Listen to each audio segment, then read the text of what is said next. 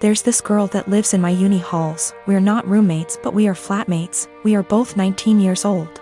Let's name her Kaya.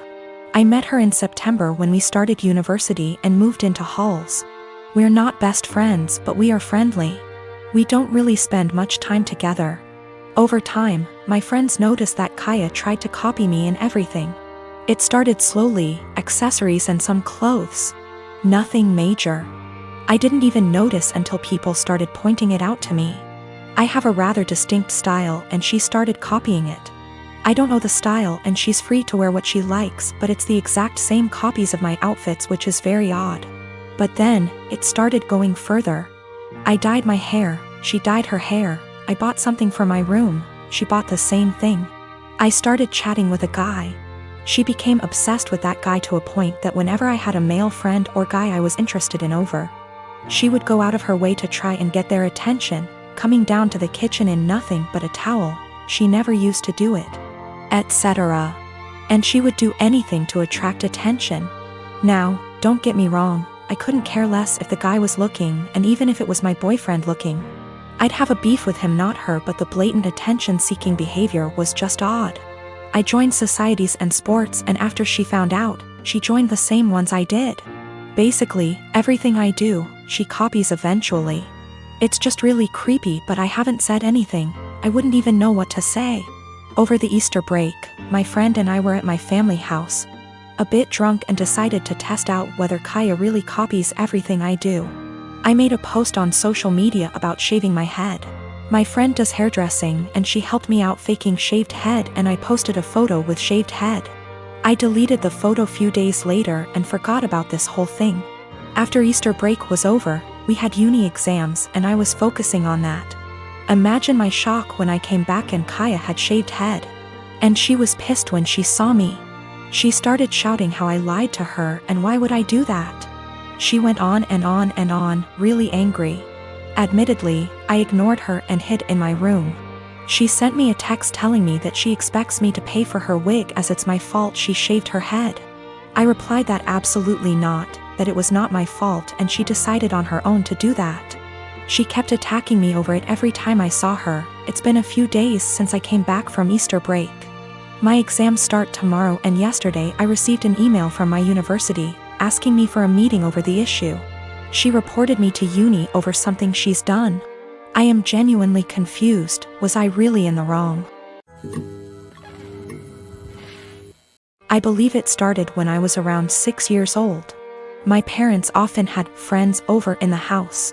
I didn't know they were polyamorous OFC. One day I was outside playing, got hurt, and when I ran inside caught my parents making out with some random guy. They told me they have other adults that they love and it's a completely normal thing. Me being a child just accepted that. They gave up being secretive and their partners would constantly be around, even joining on outings. I remember that on my 10th birthday they invited 3 of their partners, one of who I'd never seen before. And for the rest of the day my parents just withdrew from my party and hung out with them. I never saw them doing anything explicit again, but they would kiss their partners, hug them, make flirty comments. Something that would be normal between parents, but with many more people. Sometimes I came home from school and my parents were gone and there was some random adult in our house. Some of them seemed surprised that my parents even had a child. I always hated it, but since my parents had told me this was normal, I assumed many adults probably did similar things and that it's just an adult thing all kids hate. Later they had less partners and eventually seemed to stop. Not that I'd know for sure. I moved out with 17. I didn't think about it anymore. A year ago I started therapy, other reasons. As usual the topic of my upbringing came up and it brought back many feelings I wasn't aware of. I realized that although my parents were always good to me, I had never really felt close to any of them and still have a lot of resentment, that they made me feel like I had to compete for my parents' attention with random strangers. A while ago, I visited them and they told me they are going to take part in a documentary about polyamorous families, and that the producers would like to include interviews with the children. So they would love if I could agree and tell everyone that polyamory doesn't mess kids up. All my resentment bubbled up and I said that I cannot agree because I would not be able to say anything positive. My parents looked shocked. I had never brought this up before, and asked why. and I unloaded all, that I always felt pushed aside. We barely had any family time without strangers intruding. It turned into an argument and I became loud and yelled that the truth is it did. Me up and they shouldn't have had a child. My mother cried and my father said I should probably leave. So I left and was shaken up for the rest of the week, but also felt regret because I've never made my mom cry before. Later my father sent me a message that was like, "We are sorry you feel that way. Can we have a calm discussion about this soon?" Even though I tried to, it's like I can't reply. This argument brought something very emotional up in me. About 5 years ago my now estranged daughter, Edie, cheated on her boyfriend, Brad, and got together with a guy, Ken. He quickly started isolating her from family and my husband and I from her kids. Brad had moved back to his home state devastated after the breakup. I discussed red flags her. I let her know we are here for her and concerned. Her and Ken suddenly took off and moved to another state. For 5 months, my husband I worried about her and the kids as we had n//c at all with them. One day CPS showed up at our door with the oldest child. He was obviously injured from abuse that was reported by the school. We had no idea they had moved back to the area. We agreed to take them in. The next 20 months were traumatic, complicated, emotional, and difficult for everyone. Through it we re-established a relationship with the older child's dad, Dan. Daughter failed to comply with her plan and remained with Ken. Dan worked hard to get custody of his child and he gave Edie scheduled weekly phone calls. She called oldest child 2x nothing since. We agreed to permanent custody of youngest. In the process, I put aside the hurt Edie caused and agreed to scheduled weekly phone calls and supervised visits in person when schedules allowed. Legally, any or no contact is at my sole discretion. Ken was not allowed to interfere //attend. Edie quit calling //scheduling visits after 3 months. I reset the call schedule to 1 XEA month. No calls. 6 months later she calls and wanted me to drop everything for a visit the following day. I couldn't because I had to go back to work. Calls stopped again. She left Ken, has a new BF. I know nothing else about her life / whereabouts.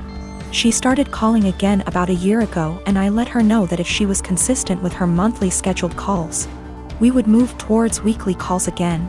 She called 2 months in a row, skipped a couple months then called 2 more months in a row.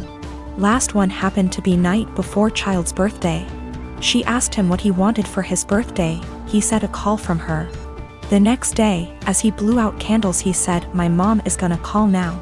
He had the biggest smile on his face. Call never came. He refused my offer to call her. We survived an emotional meltdown.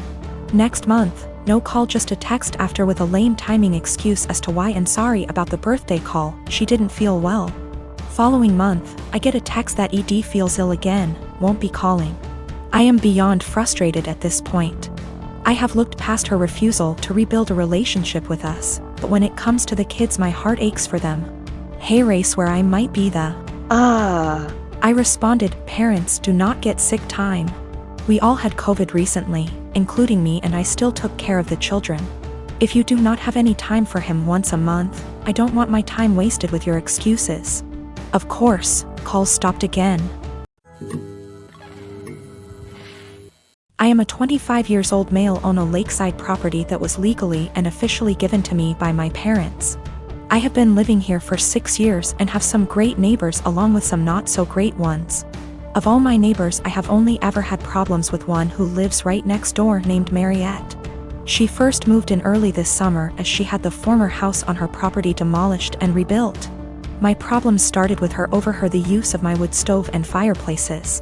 With the temperatures getting colder I have started to use them daily. My house is not equipped with any form of heating outside of the wood stove and a fireplace. This means that from fall until spring I will constantly have them going to keep my place warm. My family never outfitted the home with anything better because it was for weekend trips and we would winterize and leave it when things got cold. My parents thought of adding oil heating when I moved in, however I opposed it because it was a waste of money and didn't mind splitting logs. 5 days ago, after having received my shipment of logs for the fall, I was approached by my neighbor Mariette. She came around asking for my parents, to which I said that they don't live here and that I am the homeowner. She didn't believe me and said that I was too young to be a homeowner before leaving. Later that day I heard a knock at my door and thought it was my girlfriend, so I gave my usual greeting of, "Hey, sweet cheeks," while opening the door. Unfortunately, it was not her and was Mariette again, so I apologized quickly and asked what she wanted. Once again she wanted to speak with my parents, to which in a more stern tone said that I was the homeowner. This time she finally got it and said that I am violating HOA policy by using wood-burning fireplaces indoors and outdoors. In response, I said that as new as the house looks, I am not a member of the group and that the town permits fireplaces and burning yard waste. She then went on to ask why I even needed them, because they do nothing but harm the environment. I went on to explain that while the house exterior looks new, the house actually has been around since 1930 and still uses a wood stove and fireplace heating. She didn't believe me yet again and said she would be back with an inspector. Yesterday once again she came with another person who introduced themselves as an HOA inspector. They tried to talk about my fireplaces, but I shut them down immediately and said that I am not a member of their group. The guy then tried to lie by saying that the HOA is in control of all the properties in the area. I immediately called him out on the lie and said that he is either lazy or a moron for not knowing that I am not with them. We went back and forth one more time before I told them I will not listen to them and to stuff it and leave.